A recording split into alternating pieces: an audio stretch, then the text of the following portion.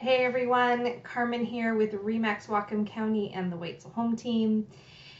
I can't believe it's already April 10th, which means tax day is literally around the corner, our most favorite day of the year. I'm sure you agree with me. And I get a lot of questions. What can I write off on my taxes regarding my house each year? Or maybe I just sold my house and I am concerned about capital gains tax. There's so many different questions out there that can change depending on if you've bought, sold, or just own your home and doing improvements. So a couple of things that I'm including in this email, and if you're watching this video elsewhere on a different platform, just reach out to us. Happy to provide these for you. One is a little sheet that we put together saying, what are your tax advantages as a homeowner? And to be honest, most of the tax advantages come when you go to sell the home. In your capital gains tax, we'll call it.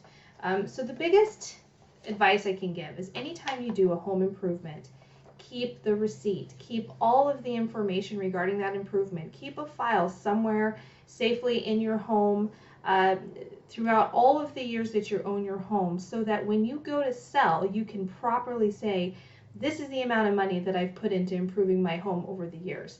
And the reason that's important is because that affects what's called your basis.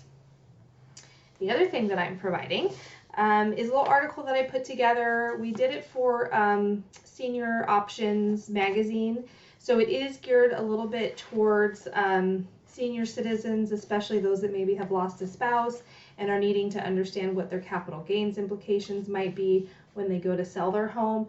But there's some really good information here as far as understanding what capital gains are. The short story is, capital gains are calculated based on your net sales price and your basis. And your basis, you start with, what did you pay for the property? Any fees associated with purchasing it, you add to that. All of your improvements over the years, plus any fees that you use to, or that you pay to sell your home. Okay, so if you bought your home, let's say for $100,000, you put in another $100,000 over, 10 years of ownership, let's say, plus it's another $30,000 to sell the property. So now your basis is at $230,000. So that's where you start. That's a really important number. And you need to be able to back that up with your accountant and for the IRS, right? So once you've sold your property, you take that number minus your basis, and that is your gain. If your gain is greater than $250,000 if you are single, or over $500,000 if you are married, that's when the actual capital gain tax gets applied. And it's prorated after those free amounts are reduced. May seem a little confusing, but it really is simple. So the best thing you can do is, again, keep those receipts of yours, keep a file. There's some more information if you keep a home office and ways that you can write that off.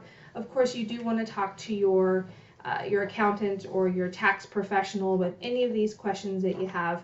But just wanting to touch on a few things. If you have more questions or you have an upcoming situation that you want to walk through, give us a call. Happy to answer any questions that you have.